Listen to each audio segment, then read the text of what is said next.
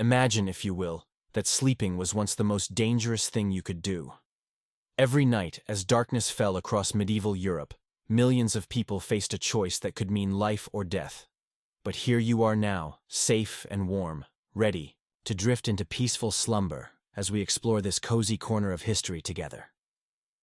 Close your eyes and let yourself settle into comfort, knowing that the dangers we'll discover tonight are centuries behind us. Mere shadows in the tapestry of time. Tonight, we journey back to the year 1351, to a world where the simple act of lying down to rest carried risks that would seem unimaginable to us today. Picture yourself stepping through the mists of time, your feet touching the cobblestone streets of a medieval village. The air is crisp and clean in your imagination, carrying the faint scent of wood smoke and fresh earth. You're perfectly safe here in our journey, an invisible observer to history's most fascinating secrets. In this distant world, as twilight painted the sky in gentle purples and golds, families would gather in their humble homes, but sleep did not come easily. The Black Death had swept across Europe like a terrible storm, and people had learned, through heartbreaking experience, that the hours of darkness held special perils. Feel the softness of your pillow, as you imagine the straw mattresses of medieval times. Those brave souls had no idea about germs or disease transmission. They only knew that people who seemed healthy at bedtime were sometimes found cold and still by morning light. What they didn't understand then, but what we can appreciate now from our safe vantage point, is how the very act of sleeping had become intertwined with the spread of plague. Let your breathing deepen as we explore how these resilient people adapted. Picture a typical medieval bedroom. Small, cramped, often shared by entire families.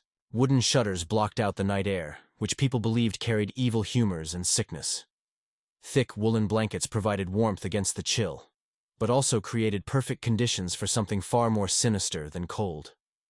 In your mind's eye, see a medieval family preparing for sleep. The father checks the door one final time, not for thieves, but for something he cannot see or understand. The mother tucks her children close, whispering prayers into the darkness. They perform rituals that seem strange to us now, burning herbs, hanging garlic, marking doorways with chalk symbols. These weren't mere superstitions, but desperate attempts to protect against the invisible killer that seemed to strike most often in the vulnerable hours of sleep. Rest easy in your comfortable bed as we witness how these communities discovered certain truths through tragedy. Night after night, they observed patterns that medical science would only later explain. Families sleeping closely together often fell ill at the same time. The sick seemed to become sicker during the night hours. And most mysterious of all, those who shared beds or breathed the same enclosed air during sleep appeared to pass the plague between them in ways that daytime contact did not. Feel how perfectly safe you are now, centuries removed from these fears, as we discover what medieval people could not yet understand. The plague was spread by fleas, tiny creatures that thrived in the warm, close quarters of shared sleeping spaces. As people settled into their straw beds, pulling thick covers over themselves for warmth and protection, they unknowingly created ideal conditions for these microscopic threats to jump from person to person. Picture the flickering candlelight in a medieval bedroom as family members said their evening prayers. They had no way of knowing that the very intimacy they sought for comfort and warmth was allowing the plague to spread with devastating efficiency. They had no way of knowing that the very intimacy they sought for comfort and warmth was allowing the plague to spread with devastating efficiency. Parents who held feverish children close during the night. Spouses who shared beds despite one showing early symptoms. Entire households breathing the same stale air in tightly sealed rooms. All of these acts of love and care became pathways for death. Allow yourself to sink deeper into relaxation as we witness the ingenious ways these communities began to adapt. Some families started sleeping in shifts, with healthy members taking turns caring for the sick while maintaining distance during rest hours. Others began the practice of sleeping with windows slightly open despite the cold, having noticed that fresh air somehow offered protection. In certain villages, people started sleeping outdoors during warmer months, gathering around carefully tended fires that burned all night long. They told themselves it was to ward off evil spirits, but unknowingly, they had stumbled upon one of the most effective ways to prevent the plague's spread during sleep: maintaining distance and fresh air circulation. Breathe slowly and peacefully as you imagine these resourceful people developing what we now know were surprisingly effective survival strategies. Some families designated separate sleeping areas for anyone showing the slightest signs of illness. Others learned to burn certain herbs that, while not magical, actually helped repel the fleas that carried the disease. The truly fascinating part, dear listener, is how these medieval communities began to understand that sleep itself wasn't the enemy. It was how and where and with whom they slept that made the difference between life and death.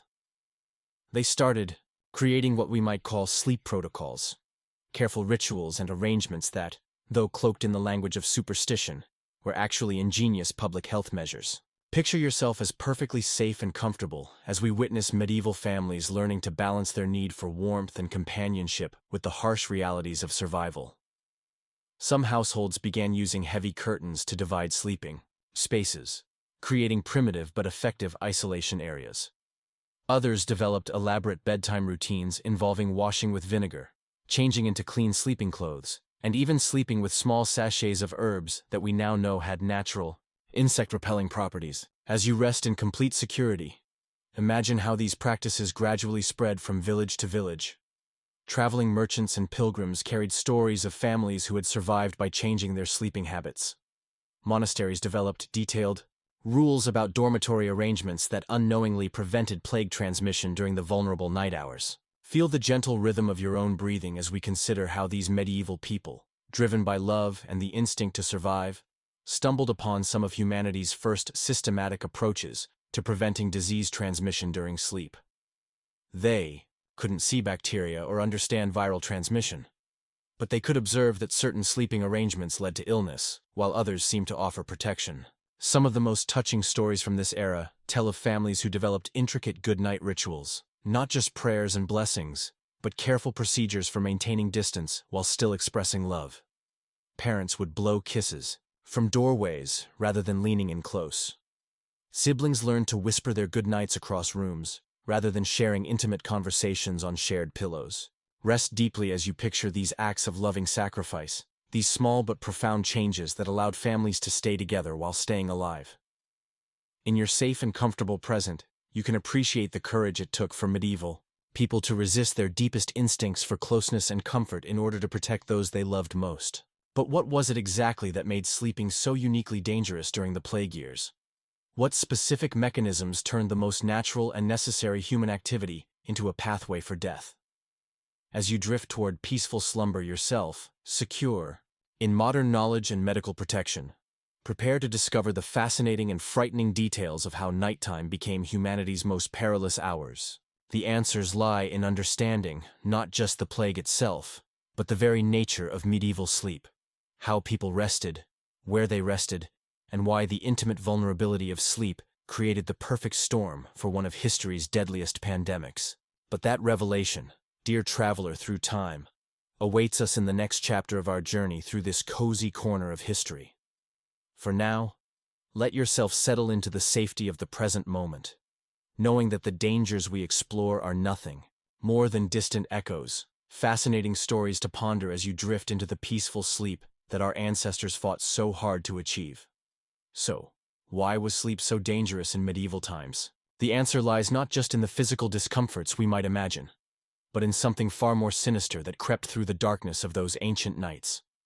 Picture, if you will, a time when the very air carried whispers of death.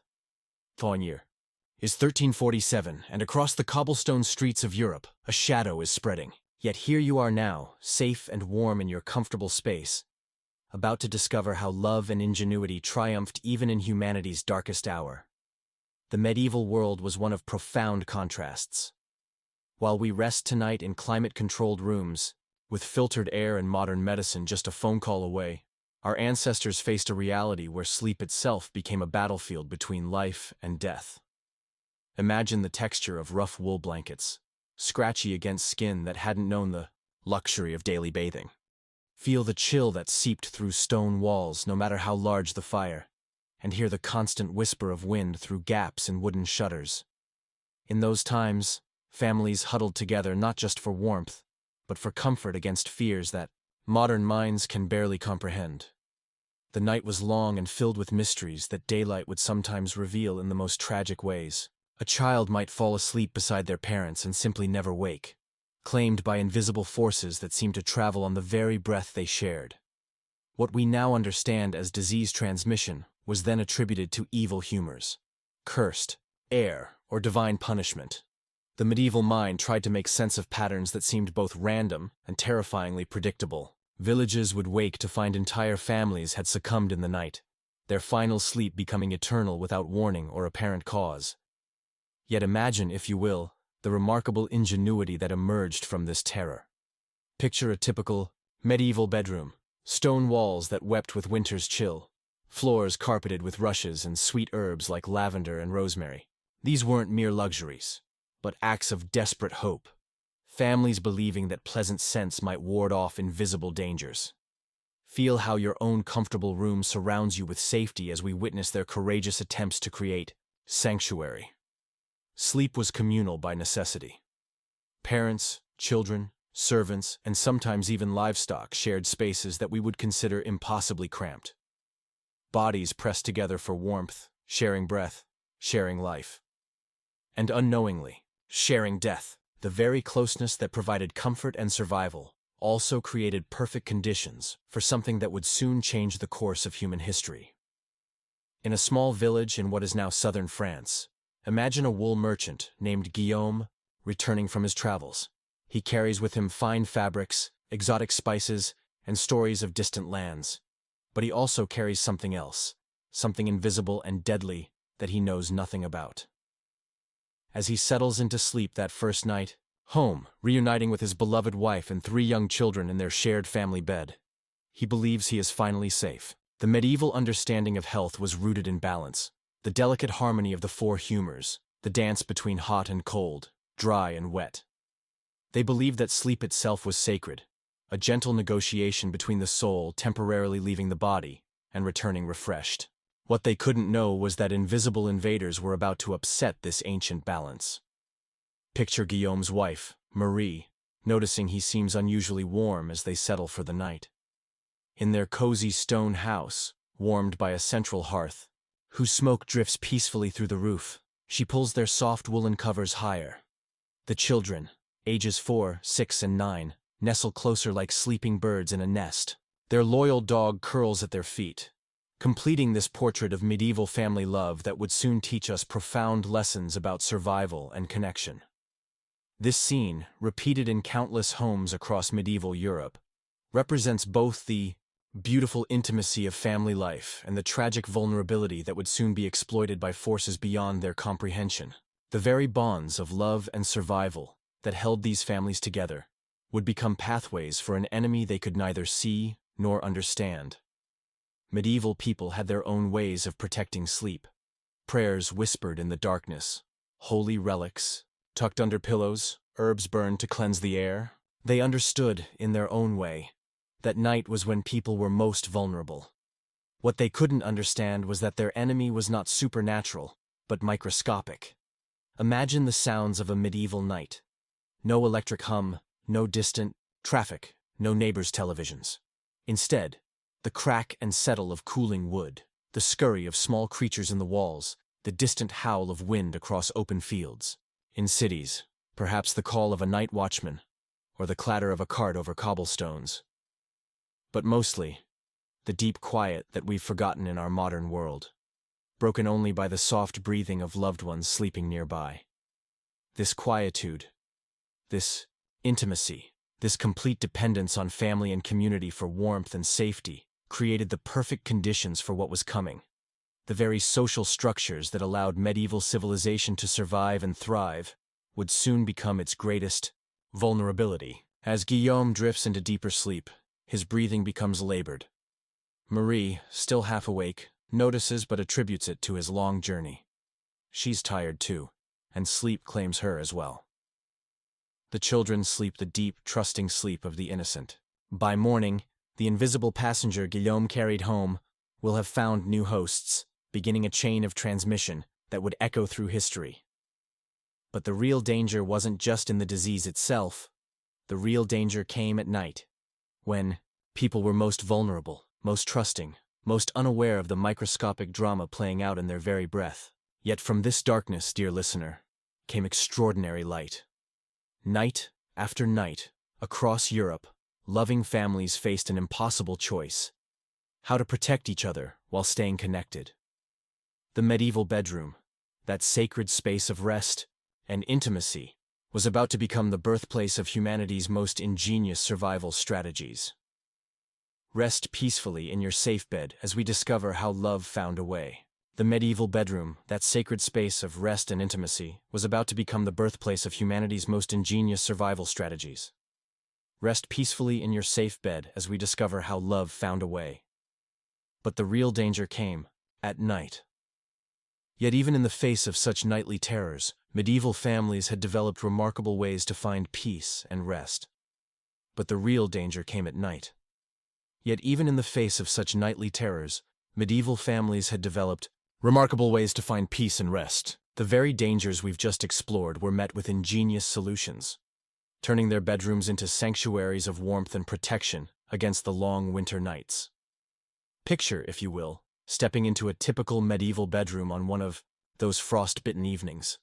The thick stone walls, which seemed so cold and forbidding from the outside, now embrace you with accumulated warmth from the day's hearth fires. These walls, sometimes 3 feet thick, create a cocoon of protection against both the howling wind and the uncertainties that roam the darkness beyond. Your feet touch the rush-covered floor, those carefully woven reeds and herbs releasing their gentle fragrance with each step. Lavender, rosemary, and sweet woodruff had been scattered throughout the rushes earlier that day, creating a natural aromatherapy that would help calm the mind and invite peaceful sleep. The scent rises around you like a whispered promise of tranquility. In the corner, you notice the great bed, not quite like the solitary sleeping spaces we know today. The headboard, carved with protective symbols and family crests, stood like a guardian against the wall. Bed curtains, heavy woolen hangings in deep blues and rich browns, could be drawn completely around the sleeping area, creating a private world within a world. Imagine settling into this communal sleeping space, where parents, children, and sometimes trusted servants would gather for warmth and protection. Far from being uncomfortable, this arrangement provided a deep sense of security. Bodies sharing warmth, the gentle rhythm of multiple people breathing softly, the quiet whispers of family members settling in for the night. There was something profoundly comforting about never sleeping truly alone. The mattress beneath you tells its own story of medieval ingenuity. Layers of straw and hay, carefully dried and sweetened with herbs, provided the foundation. Above this, woolen blankets and linen sheets, rough woven but clean, created a surprisingly comfortable sleeping surface.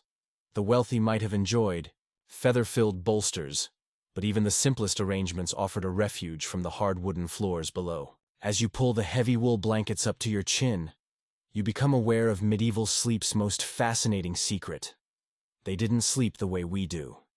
Instead of our modern 8-hour stretch, medieval people practiced what historians call segmented sleep, or first and second sleep. This wasn't a hardship, but rather a natural rhythm that worked beautifully with their lifestyle. Picture yourself drifting off into what they called first sleep, as darkness settled around the village. This initial rest would last roughly 4 hours, carrying you deep into the peaceful realm of early evening dreams.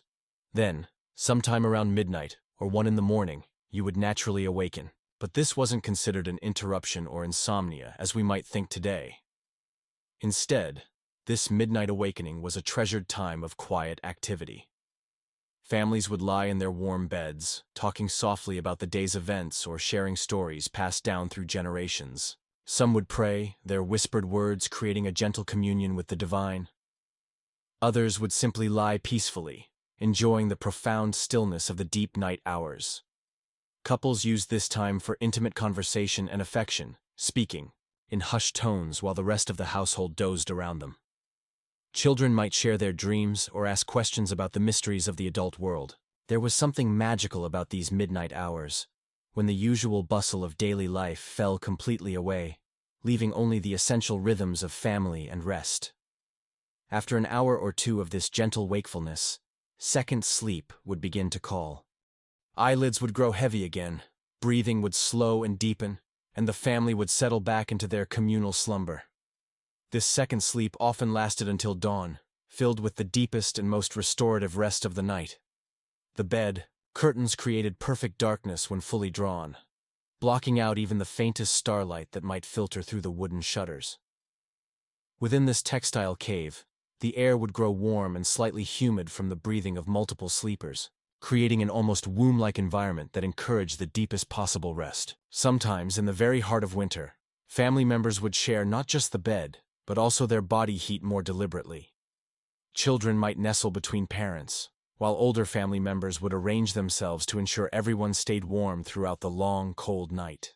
Imagine the comfort of feeling so completely surrounded by the people you loved most, their presence a living shield against whatever darkness might wait outside. The sounds of medieval night rest were different too. No mechanical hums or electrical buzzing interrupted the natural soundscape. Instead, there was the soft crackling of embers in nearby braziers, the gentle whisper of winter wind against thick shutters, and the peaceful symphony of family breathing. Occasionally, you might hear the distant lowing of cattle in their warm stables, or the soft hoot of an owl maintaining its own nighttime vigil. Even their dreams seemed different in this environment. Without the constant stimulation of modern life, medieval minds could settle into deeper, more vivid dreamscapes. Stories tell us that people experienced remarkably clear dreams, often filled with spiritual visions or profound insights that would guide their waking hours. The long nights provided ample time for the mind to process, heal, and restore itself through extended sleep cycles. When morning finally came, the awakening was gradual and communal. No sudden alarm clocks shattered the peaceful conclusion of second sleep. Instead, the first family member to stir would gently rouse the others, perhaps with a soft touch or whispered word.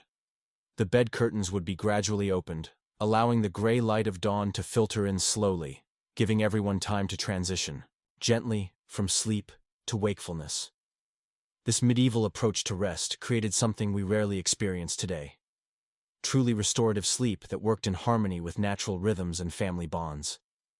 There was no rushing, no anxiety about getting exactly 8 hours, no worrying about sleep efficiency. Instead, there was simply the beautiful unfolding rhythm of rest, wakefulness, and rest again, all wrapped in the safety of family and the warmth of carefully prepared sleeping spaces. But what happened next would reveal the true power of human ingenuity when faced with the unthinkable. And so, as these precautionary measures spread throughout Europe, the disease itself had already begun its inexorable journey westward. Picture, if you will, the vast trade routes that connected distant lands like silk ribbons stretched across continents. Along these pathways, carried not by the merchants themselves, but by tiny, unseen passengers, death traveled with quiet persistence. The plague, dear listener, was not spread by human hands alone, though this would have been the natural assumption of medieval minds. The true culprits were far smaller, far more numerous. Imagine thousands of tiny fleas, each no larger than a grain of sand, nestled in the warm fur of common rats, living their simple lives in complete ignorance of the devastation they carried. These fleas had become unwitting vessels for a bacterium called Yersinia pestis. The name itself sounds almost gentle, doesn't it? Like a delicate flower dancing in starlight. Yet this microscopic organism would teach medieval communities something profound about the power of human adaptation and the triumph of love over fear. When a flea fed upon the blood of an infected rat, the bacteria would multiply within its tiny digestive system, eventually blocking the flea's stomach entirely. Now picture this poor, starving flea, desperately trying to feed but unable to swallow properly due to this bacterial blockage. Each time it attempted to drink blood, it would regurgitate thousands of plague bacteria directly into the wound of its host. It was a biological accident of the most tragic proportions, a microscopic malfunction that would reshape the very fabric of European civilization. The rats, those hardy companions of human settlements, were themselves victims in this grim cycle. These creatures, so adaptable and resilient in most circumstances, would succumb to the plague within days of infection, but before they died, they served as mobile laboratories, carrying their infected fleas from ship to shore, from village to village, from household to household. Medieval people, observing these phenomena, developed their own explanations for what they witnessed. They noticed that rats would suddenly appear to go mad, stumbling about in daylight when they should have been hidden away. They saw these creatures dying in great numbers, their small bodies littering the streets and cellars. To the medieval mind, this was surely an omen, a sign of divine displeasure or supernatural interference. What they could not see, could not possibly comprehend without the benefit of microscopes and modern understanding, was the intricate dance of death occurring on a scale invisible to the naked eye. As each rat succumbed to the infection, its fleas would abandon their dying host in search of a new source of warmth and sustenance.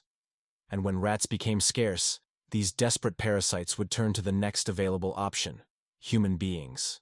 The transition from rat to human was not immediate or universal. In many cases, the fleas would first attempt to feed on other animals, cats, dogs, even livestock when available.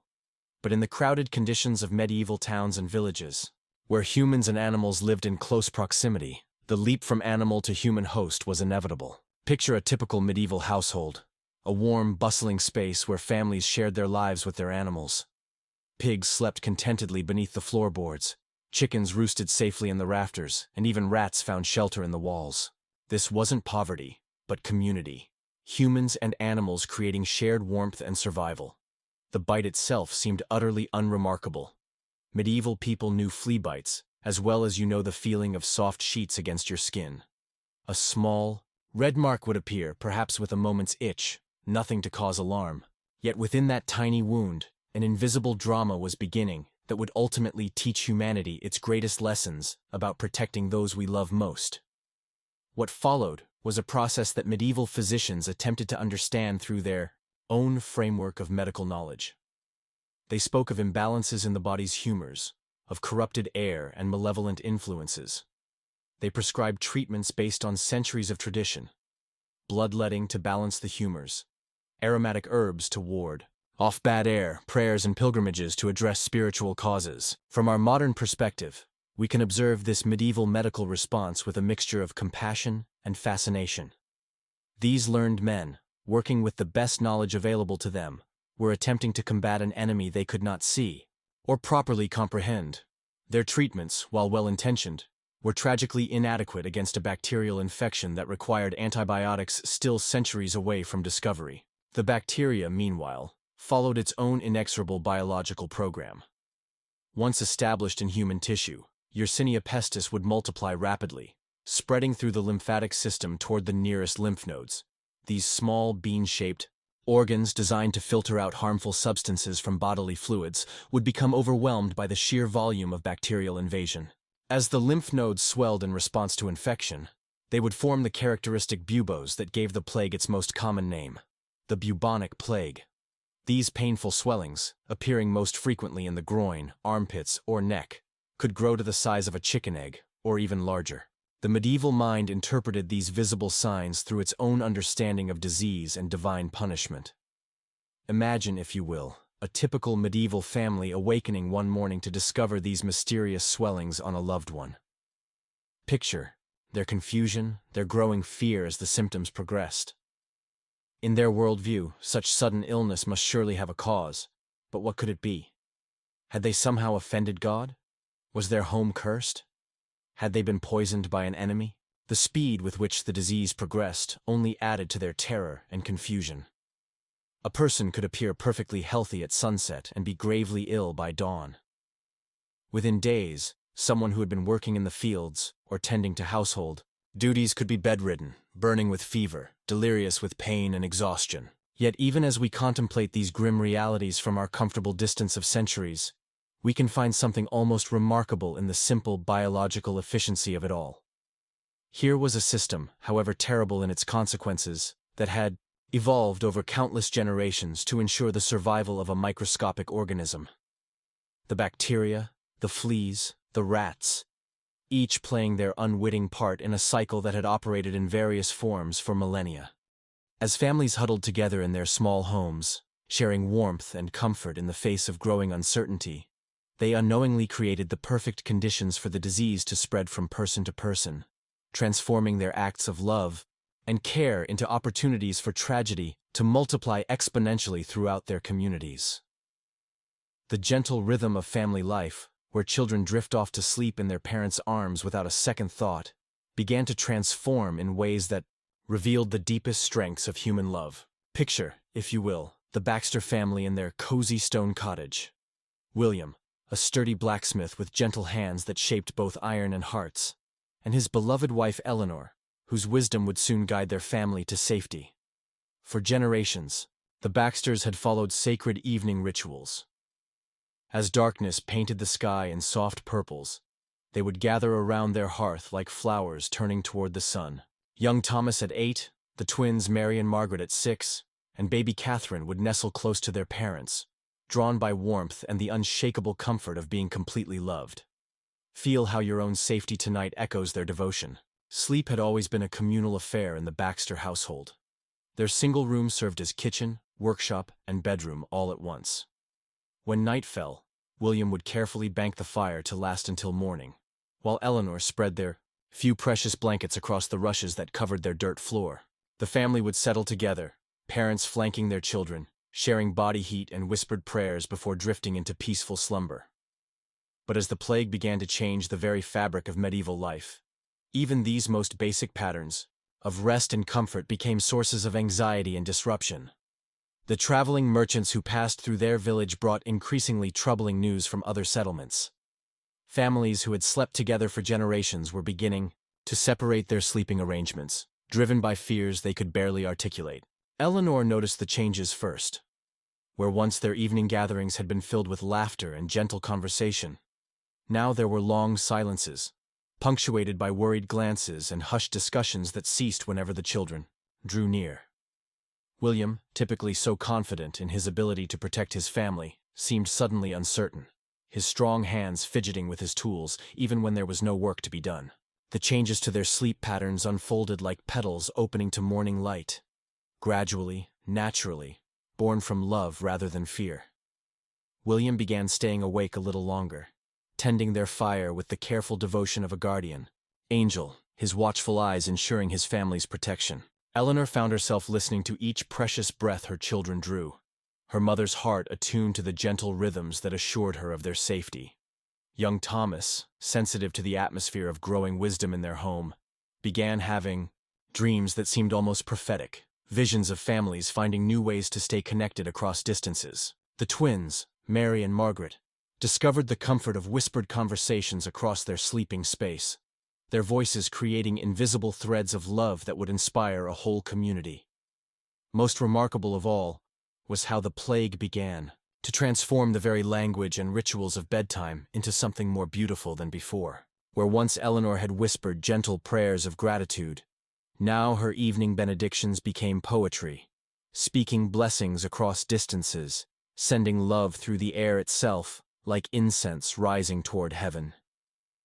She learned to read her children's peaceful faces, counting not just heartbeats but moments of joy that assured her of their thriving spirits. William, his blacksmith's creative mind discovering new ways to protect what mattered most, began crafting innovative sleeping arrangements that would have amazed his own father.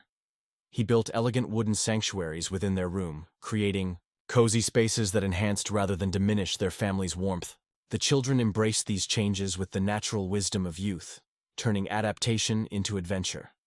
The most heartbreaking aspect of this disruption was how it affected the simple intimacies that had always defined family life. Eleanor, who had never thought twice about holding a feverish child close to her chest through a long night, now found herself hesitating, torn between her instinct to comfort and the growing fear that such closeness might somehow bring harm. William, who had always gathered his children onto his lap to share stories by the firelight, began maintaining a careful distance, though his eyes still radiated the same protective love that had always defined his character. Sleep itself became fragmented and anxious.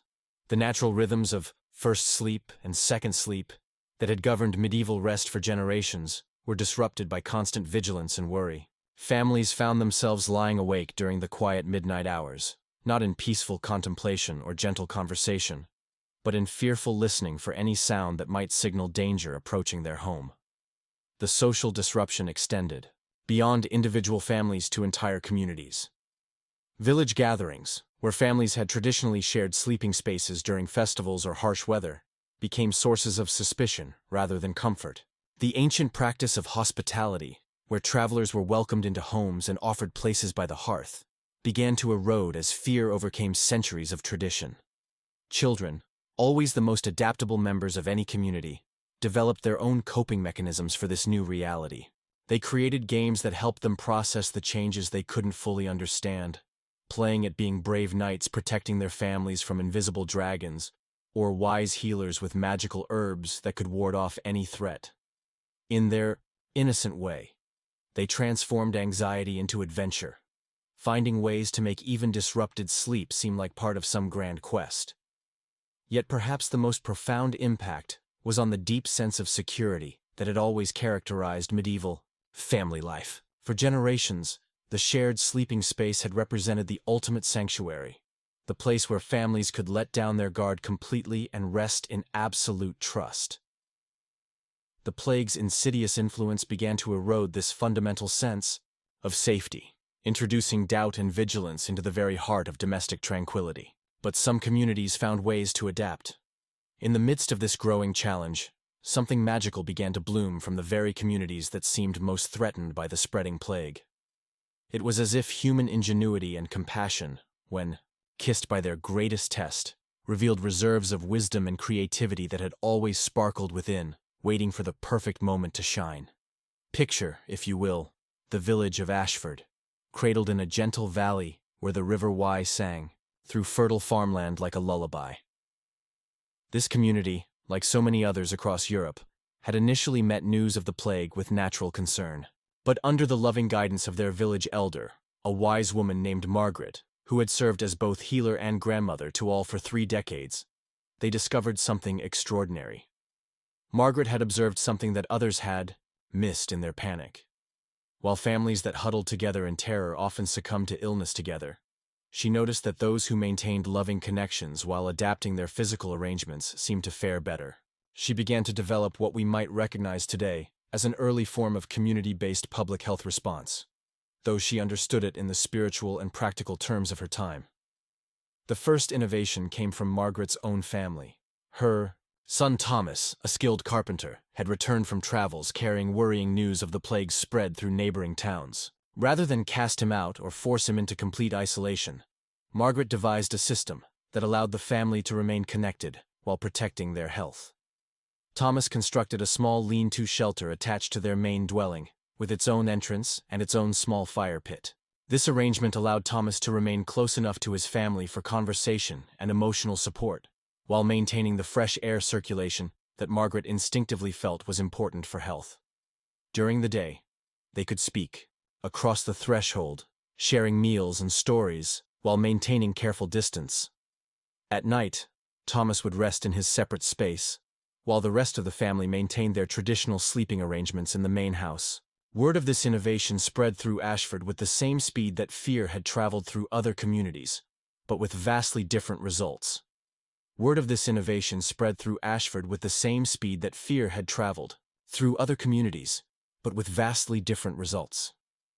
Other families began adapting Thomas's design to their own circumstances. The village blacksmith created a series of simple metal braziers that could provide warmth to these temporary shelters. Families with multiple children developed rotating systems, where 1 or 2 children might sleep in the adapted spaces, while others remained with their parents, the arrangements changing nightly to maintain family bonds while reducing risk. What made these adaptations truly remarkable was how they enhanced rather than diminished the community's social fabric. Families began cooperating in ways they never had before, sharing resources for construction, pooling knowledge about the most effective layouts, and developing new rituals that maintained emotional intimacy despite physical separation. During the evening hours, when families had traditionally gathered around their individual hearths, the people of Ashford began congregating in their village common area. They would arrange themselves in careful clusters, each family maintaining its own space while participating in communal storytelling, singing, and prayer. Children could still hear the familiar voices that had always comforted them to sleep, while parents could maintain watchful care over their offspring from safe distances. Margaret herself became a model for adaptive leadership.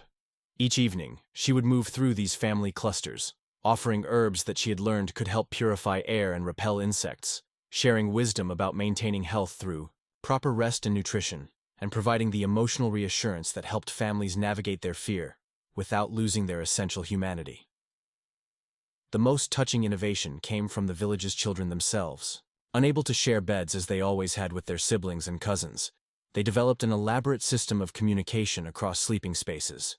They would whisper goodnight messages that passed from child to child, creating chains of comfort that connected the entire community's young ones in a web of mutual care and protection. These whispered messages became so popular that adults began participating too. Parents would send loving words to children in adjacent sleeping areas. Spouses would exchange intimate thoughts across their carefully maintained distances, and even neighbors began including each other in these networks of verbal comfort that replaced the physical closeness they could no longer safely share.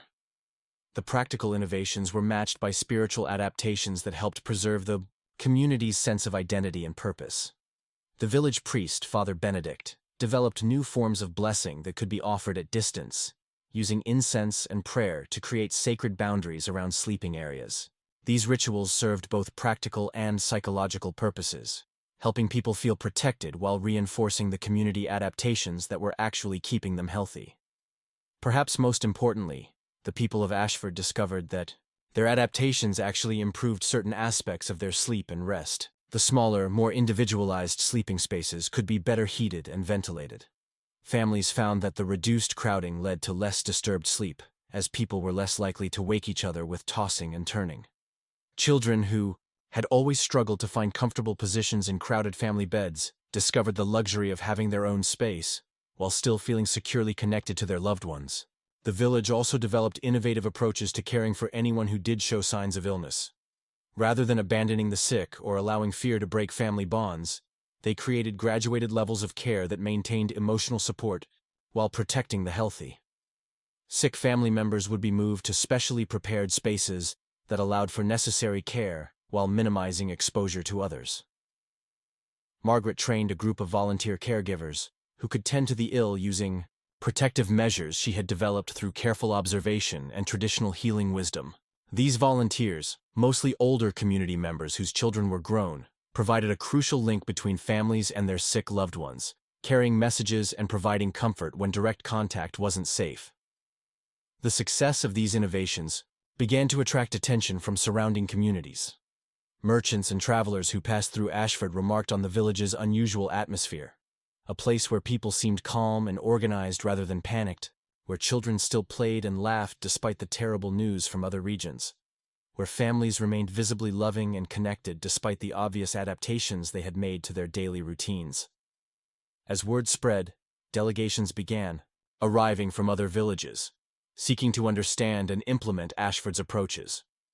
Margaret found herself serving as a teacher and consultant, helping other communities develop their own versions of adaptive sleeping arrangements, community-based care systems, and the crucial balance between caution and compassion that made survival possible without sacrificing humanity. But the ultimate test was still to come, one that would prove whether love truly could conquer humanity's darkest hour. As the seasons turned and Ashford's innovative approaches began to flourish, the community prepared to demonstrate something extraordinary about human resilience. The adaptations they had made, the social bonds they had strengthened, and the practical wisdom they had developed through months of loving experimentation were about to reveal whether human ingenuity could truly transform even the greatest challenges into opportunities for growth. The first signs that their ultimate test was approaching came with the arrival of travelers from the Eastern Territories. These weary souls, carrying stories more challenging than any that had reached Ashford before, spoke of communities that had not yet discovered Ashford's innovative approaches. Imagine, if you will, how this news strengthened Ashford's resolve to perfect their methods of balancing protection with connection. Margaret, now recognized as a leader not just in Ashford but throughout their region, gathered with the village council to assess this new threat.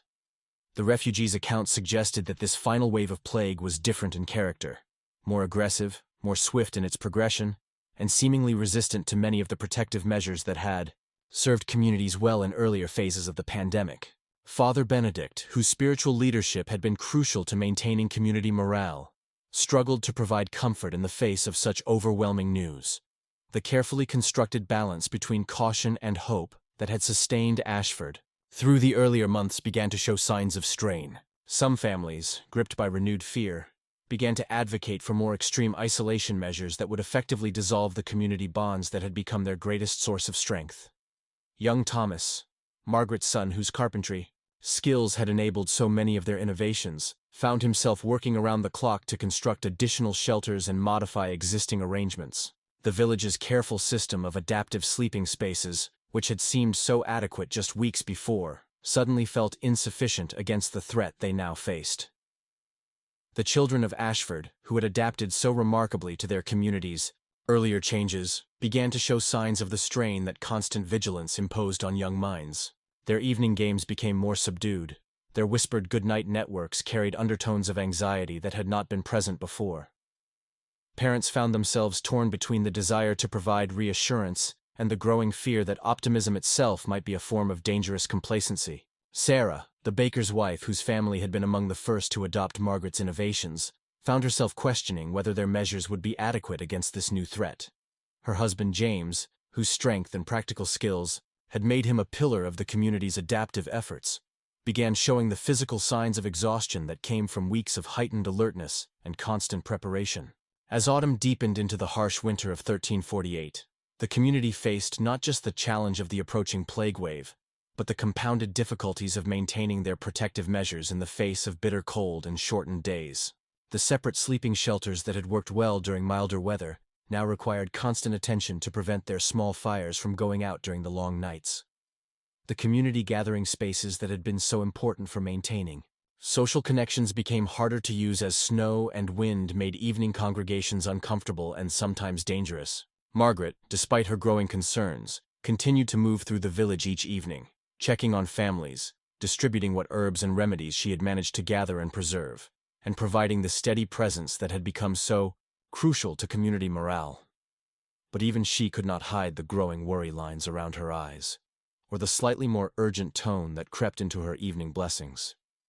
The innovations that had seemed so promising during Ashford's early success began to show their limitations. The volunteer caregivers who had been so crucial to the community's approach found themselves overwhelmed by the number of people requiring attention.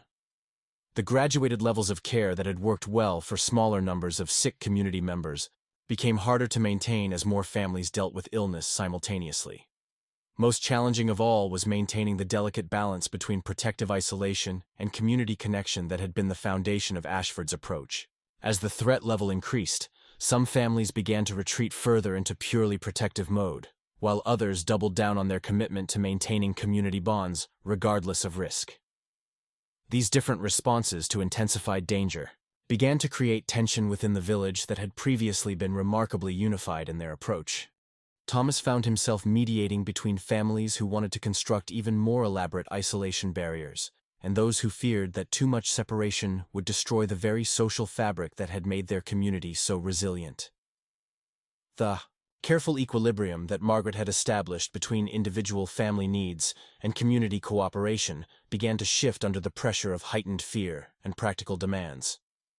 The approaching winter also brought logistical challenges that tested every aspect of their adaptive systems. Food distribution, which had been relatively simple when families could gather in common areas, became complicated when severe weather forced everyone to remain in their separate shelters for days at a time. Perhaps most telling was how the plague's approach seemed to accelerate time itself.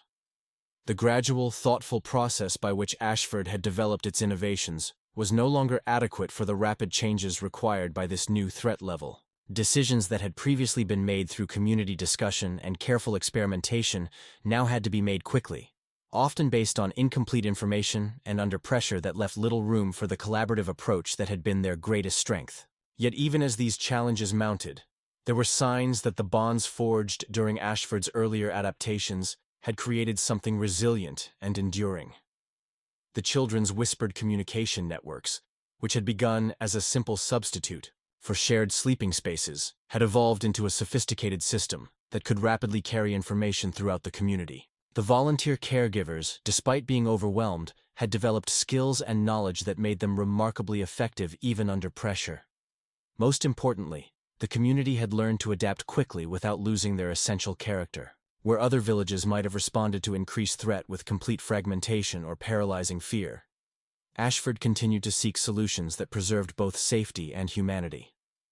When dawn finally came, bathing everything in golden light, they discovered something that would change the world. As the pale light of morning broke across the frost-covered village of Ashford like a gentle blessing, something breathtakingly beautiful became visible that would illuminate everything about survival, resilience, and the unstoppable power of human connection. Margaret, who had maintained her loving vigil throughout the quiet hours, emerged from her cozy shelter to witness a sight that seemed touched by starlight itself. The graceful network of sleeping spaces, the thoughtfully adapted family arrangements, the community innovations that had grown stronger under pressure. All of these had not just survived, but had blossomed into something that surpassed even her most wonderful dreams. The first miracle was obvious to anyone with eyes to see. Where other communities had been devastated by the plague's final assault, Ashford had not just survived, but had maintained its essential character and connections throughout the ordeal. Families that had spent months learning to balance protection with connection had discovered that this balance was not just a survival strategy, but a profound way of living that created resilience beyond anything they had imagined possible. But the deeper revelation was something that could only be understood by those who had lived through the entire transformation. The adaptations that had begun as desperate responses to an external threat had evolved into something far more significant. A new understanding of how human communities could thrive even under the most challenging circumstances. Sarah, the baker's wife, stood at the threshold of her family's sleeping area and marveled at what she saw around her. The carefully maintained distances that had once felt like painful sacrifices now seemed like elements of a dance, a choreography of care that allowed each family member to be fully themselves while remaining deeply connected to the whole. Her children, who had learned to whisper their love across spaces rather than share the same bed, had developed an intimacy and attentiveness to each other that was more profound than simple physical closeness had ever provided. Thomas, the carpenter, whose skills had made so many of the community's innovations possible, realized that the structures he had built were far more than mere shelters. They had become the physical manifestation of a new way of understanding family and community relationships. The walls and barriers that might have seemed like separation had actually created spaces where individual identity could flourish while community bonds grew stronger. Father Benedict, whose spiritual guidance had been so crucial throughout their journey, found himself understanding for the first time the deepest meaning of his faith's teachings about love and sacrifice.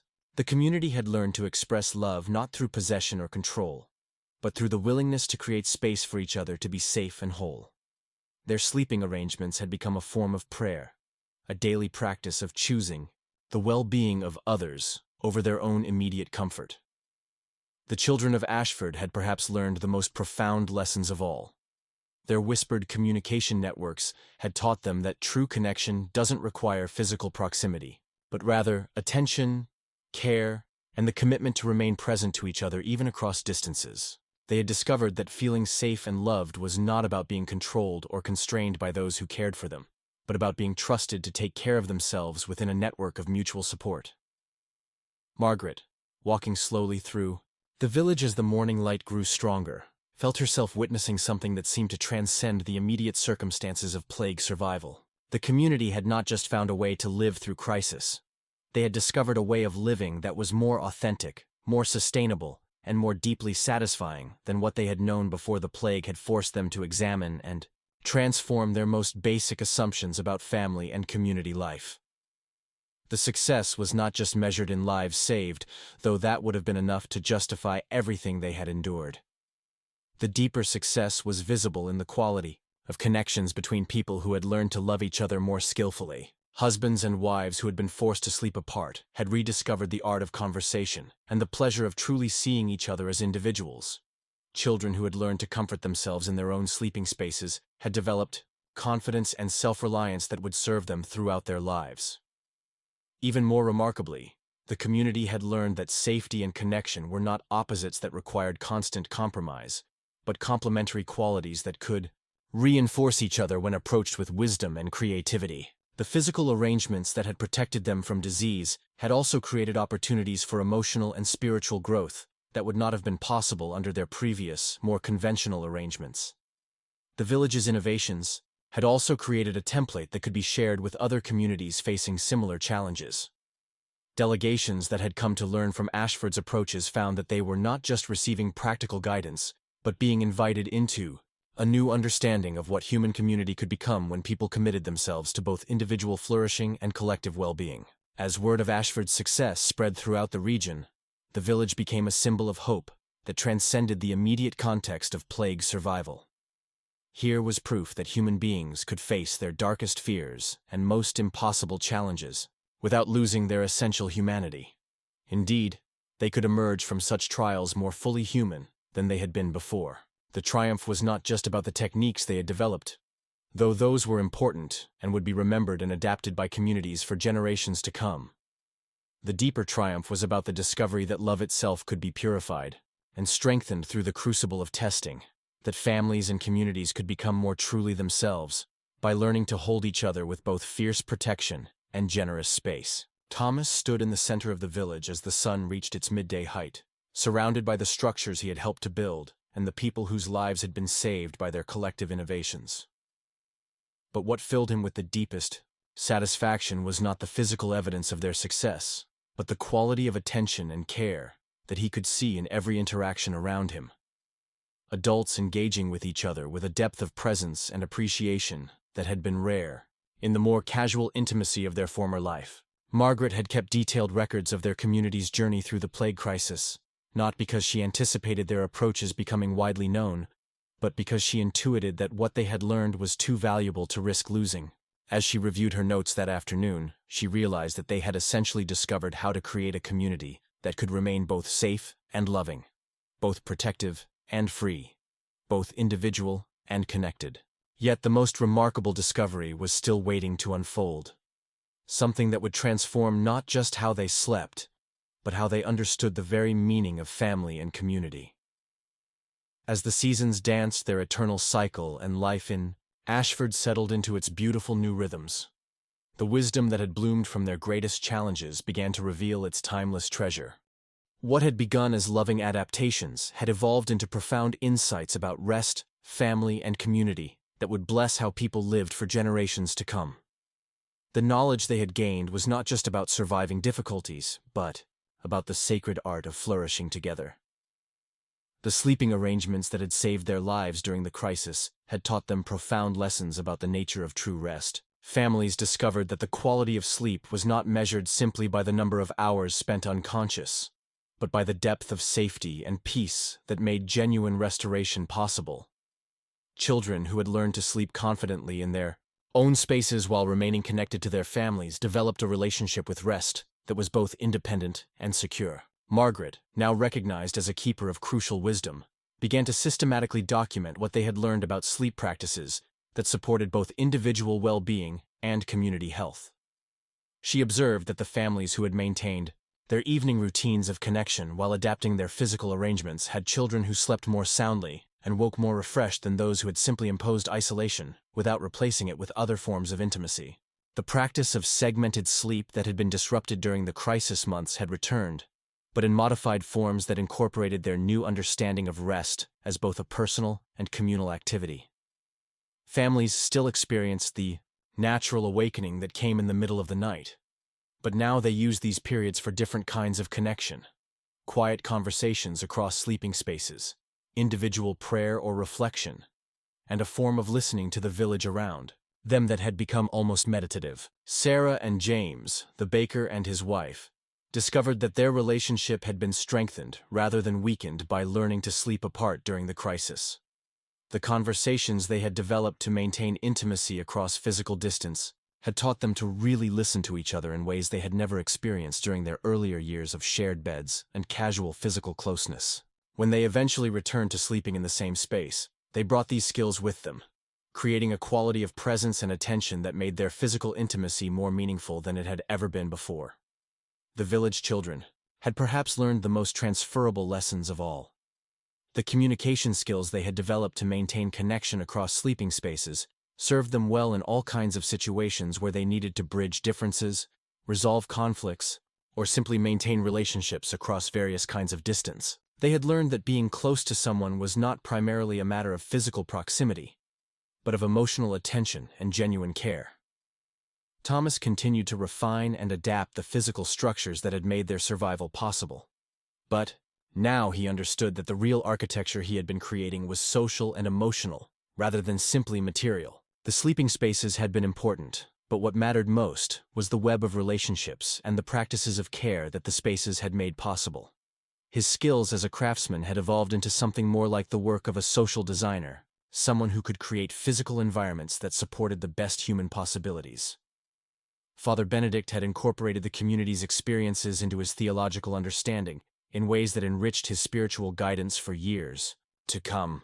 The balance between individual autonomy and community connection that they had discovered through their sleeping arrangements became a model for how he understood the relationship between personal faith and communal worship, between individual, spiritual practice and collective religious life. Most remarkably, the wisdom they had developed about sleep began to influence other aspects of community life in Ashford.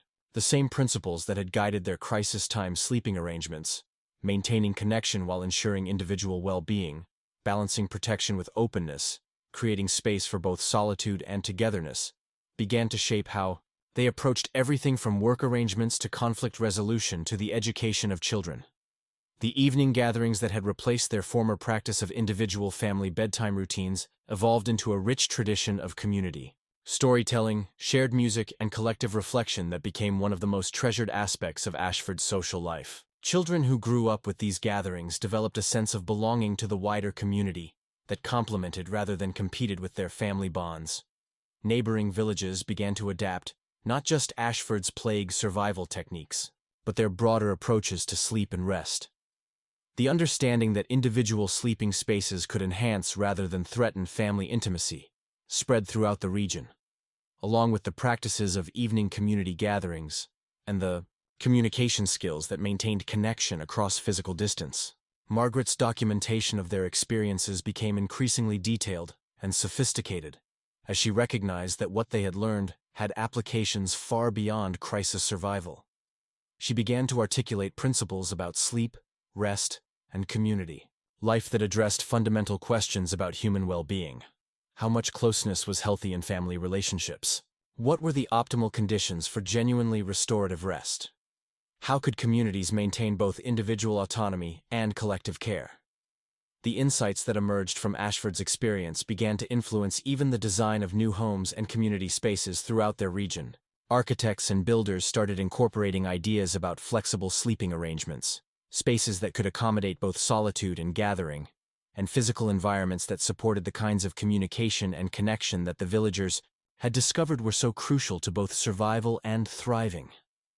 Perhaps most significantly, the children who had grown up during Ashford's transformation carried with them into adulthood a set of skills and understandings that made them remarkably effective at creating healthy relationships and communities wherever they went. They had learned from direct experience that love and safety were not conflicting values that required difficult compromises, but complementary aspects of life that could reinforce each other when approached with wisdom and creativity. As you settle into your peaceful rest tonight, carry with you this gentle wisdom. As you settle into the comfort of your modern bed tonight, surrounded by the safety and security that centuries of human progress have created, take a moment to appreciate how far we've traveled together through this cozy corner of history. We set out to discover why sleep was once humanity's most dangerous hour, and now you understand the profound story. How medieval families transformed their greatest threat into wisdom that still protects us today. You rest now in a world where sleep has become the peaceful sanctuary it was always meant to be. Thanks to the knowledge, love, and accumulated wisdom of generations who faced their challenges and transformed them into gifts for the future. Picture yourself sinking into your soft mattress, perhaps pulling a clean, warm blanket up to your chin, breathing air that is free from the invisible threats that once haunted the darkness. Your room is a sanctuary that medieval families could scarcely have imagined, temperature-controlled, well-ventilated, private, yet connected to a world of help and support that is never more than a moment away. The simple act of lying down to rest, which once required such careful planning and communal cooperation, is now yours to enjoy with the effortless ease that comes from living in safer times. As you prepare to drift into peaceful slumber, you carry with you the profound treasures that those wise medieval souls discovered in their most transformative hours. You have witnessed how human communities can alchemize even their greatest challenges into opportunities for deeper wisdom. How families can grow stronger and more connected when blessed by meaningful growth. And how the fundamental human capacity for love and creativity can bloom magnificently when given the chance to shine. The people of Ashford and countless communities like theirs across medieval Europe teach us that survival is not just about individual endurance, but about our ability to maintain and strengthen the bonds that connect us to each other. They discovered that true safety comes not from isolation, but from the skillful balance of protection and connection, independence and interdependence, caution and courage. As your breathing deepens and your mind begins to release the concerns of the day, remember that the peace you feel is built upon the sacrifices and innovations of those who came before you. The medieval families who learned to sleep apart so they could stay together, who whispered their love across distances to keep their connections alive, who created new forms of intimacy when old ones became dangerous. All of them contributed to the world that makes your rest possible tonight. Think of Margaret, the wise healer whose careful observations and community leadership saved so many lives. Her dedication to documenting what worked and what didn't. Her commitment to finding solutions that preserved humanity while ensuring survival. Her willingness to adapt and innovate under the worst possible circumstances. All of these qualities live on in the medical knowledge and public health practices that protect you as you sleep. Remember Thomas, whose carpentry skills created the physical spaces that allowed families to balance safety with connection. His understanding that true craftsmanship serves human relationships rather than just human comfort. His willingness to rebuild and adapt as circumstances changed. His recognition that the most important structures we create are not just physical, but social and emotional. These insights continue to influence how we design our homes and communities today. Consider Sarah and James, whose marriage was strengthened, rather than weakened by learning to love each other across the distances that crisis required. Their discovery that true intimacy is not diminished by physical separation, but can actually be deepened through the skills of attention, communication, and mutual care that such separation demands. This wisdom enriches countless relationships in our contemporary world. And think especially of the children of Ashford, who learned that security and independence could support rather than threaten each other. Their whispered networks of communication, their games that transformed anxiety into adventure, their adaptation to sleeping arrangements that honored both their need for safety and their growing autonomy. All of these childhood experiences created adults who carried forward a more skillful understanding of how to balance individual needs with collective well-being. The sleeping practices you take for granted tonight, your private bedroom, your individual bed, your freedom to rest without fear of invisible threats, represent the culmination of centuries of human learning about what it means to create genuinely restorative rest. The medical knowledge that protects you, the social structures that ensure your safety, the economic systems that provide your comfort, all of these have their roots in the hard-won wisdom of communities like Ashford, who learned through direct experience what it takes to create conditions where human beings can truly thrive. Yet perhaps the most important gift these medieval communities offer to your contemporary rest is their demonstration that human beings can face any challenge without losing their essential humanity. In your comfortable bed tonight, you rest not just in physical safety, but in the knowledge that comes from their example. That love is stronger than fear, that creativity can triumph over any constraint, and that human communities can transform even their greatest trials into opportunities for deeper wisdom and more skillful ways of living together. As sleep begins to claim you, feel yourself surrounded not just by the physical comfort of your modern bedroom, but by the invisible presence of all those who came before you. The medieval families who learned to sleep safely, the communities who discovered new ways of caring for each other, the individuals who chose again and again to face their fears with courage and transform their challenges into wisdom. Your rest tonight is their gift to you, and your peaceful sleep is a tribute to their memory. In choosing to close your eyes, without fear, to trust in the safety of your environment and the security of your community, you honor all those who worked so hard to create the conditions that make such trust possible. The lessons they learned about sleep, that true rest requires both physical safety and emotional connection, that individual well-being and community health support each other, that love can find expression even under the most constrained circumstances, These lessons continue to guide us in creating the conditions for genuinely restorative rest. And so, as you settle into the final moments of wakefulness, remember that your sleep tonight connects you to the great chain of human experience, to all those who have sought rest before you and all those who will rest after you. You sleep not alone, but as part of the vast human family that has always found ways to create safety, comfort, and connection, even in the face of the unknown. Sweet dreams await you now, dreams that are made possible by the courage of those who face their nightmares and transformed them into wisdom, by the love of those who chose connection over isolation, and by the hope of those who believed that human beings could create a better world for those who would come after them. Tonight, as you rest in the safety they helped create, you carry forward their most precious gift, the understanding that even our darkest challenges can become sources of light for others. Perhaps, in your own quiet way, you too might find opportunities to transform difficulty into wisdom, to choose love over fear, to create spaces where both safety and connection can flourish together. Rest well, dear listener, surrounded by the invisible presence of all those who came before you, and comforted by the knowledge that your own peaceful sleep honors their memory. Your rest tonight is both a gift from the past and a gentle offering to the future, a moment of peace in the great ongoing story of human beings learning to care for each other across the centuries. Good night, and may your dreams be filled with the gentle wisdom of those who learned that even in humanity's darkest hours, the light of love and hope can never be extinguished. Sleep peacefully, knowing that you are safe, you are loved, and you are part of this beautiful, unending story of human resilience that continues to unfold with each breath you take and each moment of rest you enjoy.